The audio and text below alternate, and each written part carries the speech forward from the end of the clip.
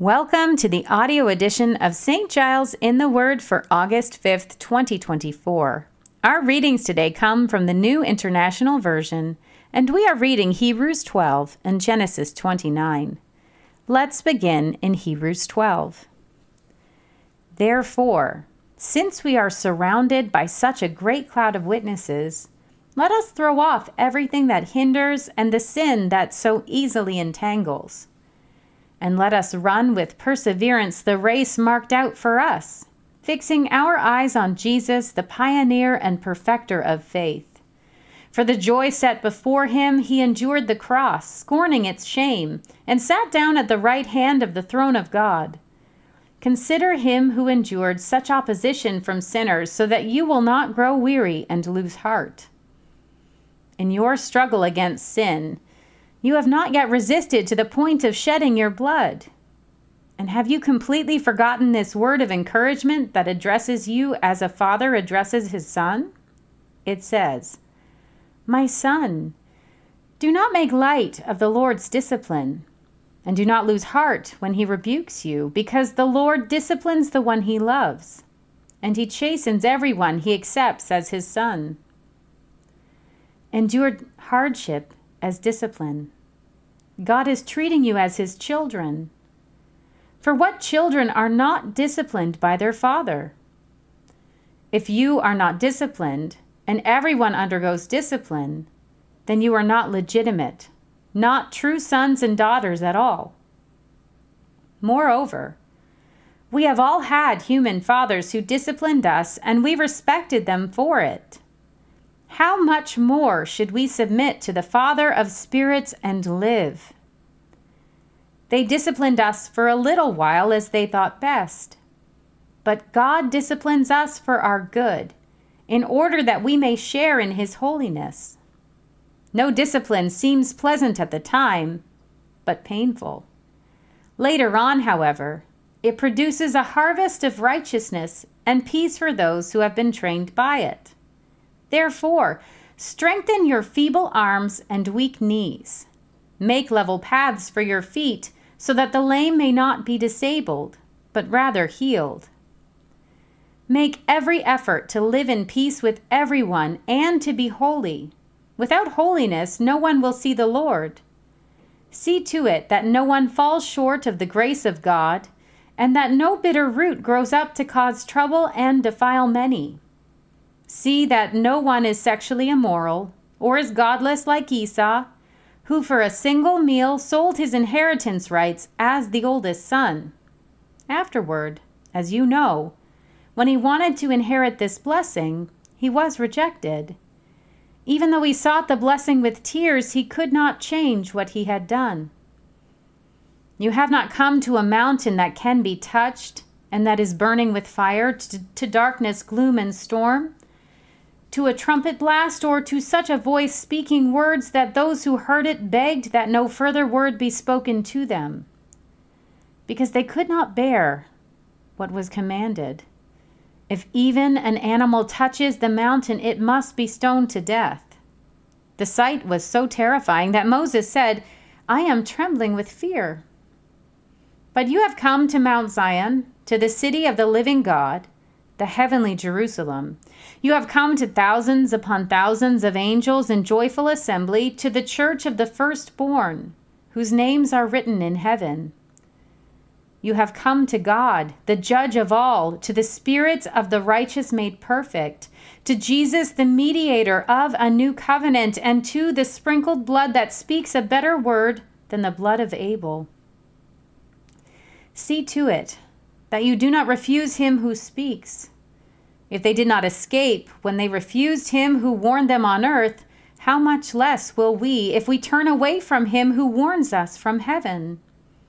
At that time his voice shook the earth, but now he has promised, "Once more I will shake not only the earth but also the heavens." The words "once more" indicate the removing of what can be shaken, that is, created things, so that what cannot be shaken may remain. Therefore, since we are receiving a kingdom that cannot be shaken, let us be thankful and so worship God acceptably with reverence and awe, for our God is a consuming fire. We turn now to Genesis 29. Then Jacob continued on his journey and came to the land of the eastern peoples. There he saw a well in the open country, with 3 flocks of sheep lying near it, because the flocks were watered from that well. The stone over the mouth of the well was large.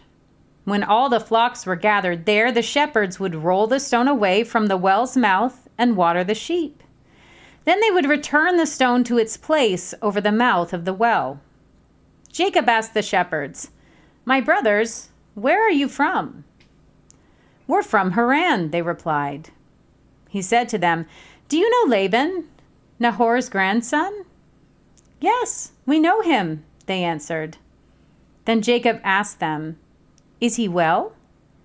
"Yes, he is," they said, "and here comes his daughter Rachel with the sheep."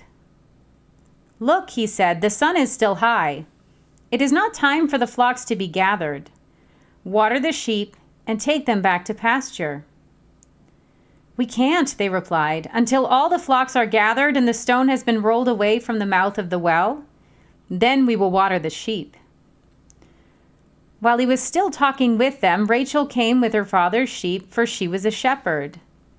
When Jacob saw Rachel, daughter of his uncle Laban, and Laban's sheep, he went over and rolled the stone away from the mouth of the well and watered his uncle's sheep. Then Jacob kissed Rachel and began to weep aloud. He had told Rachel that he was a relative of her father and a son of Rebekah. So she ran and told her father. As soon as Laban heard the news about Jacob, his sister's son, he hurried to meet him. He embraced him and kissed him and brought him to his home, and there Jacob told him all these things. Then Laban said to him, "You are my own flesh and blood." After Jacob had stayed with him for a whole month, Laban said to him, "Just because you are a relative of mine, should you work for me for nothing?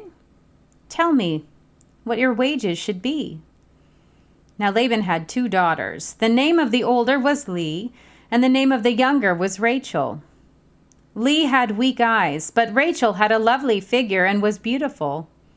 Jacob was in love with Rachel and said, "I'll work for you 7 years in return for your younger daughter Rachel." Laban said, "It's better that I give her to you than to some other man. Stay here with me." So Jacob served 7 years to get Rachel, but they seemed like only a few days to him because of his love for her.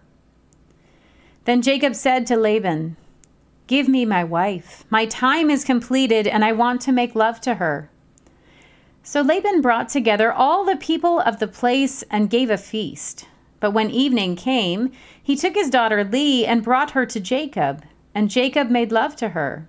And Laban gave his servant Zilpah to his daughter as her attendant. When morning came, there was Leah. So Jacob said to Laban, "What is this you have done to me? I served you for Rachel, didn't I? Why have you deceived me?" Laban replied, "It is not our custom here to give the younger daughter in marriage before the older one. Finish this daughter's bridal week, then we will give you the younger one also in return for another 7 years of work." And Jacob did so. He finished the week with Leah, and then Laban gave him his daughter Rachel to be his wife. Laban gave his servant Bilhah to his daughter Rachel as her attendant. Jacob made love to Rachel also, and his love for Rachel was greater than his love for Leah. And he worked for Laban another 7 years. When the Lord saw that Leah was not loved, he enabled her to conceive, but Rachel remained childless. Leah became pregnant and gave birth to a son. She named him Reuben, for she said, "It is because of the Lord has seen my misery. Surely my husband will love me now." She conceived again, and when she gave birth to a son, she said, "Because the Lord heard that I am not loved, he gave me this one too." So she named him Simeon. Again she conceived, and when she gave birth to a son, she said, "Now at last my husband will become attached to me, because I have borne him 3 sons." So he was named Levi. She conceived again, and when she gave birth to a son, she said, This time I will praise the Lord." So she named him Judah. Then she stopped having children. Here ends our reading for today.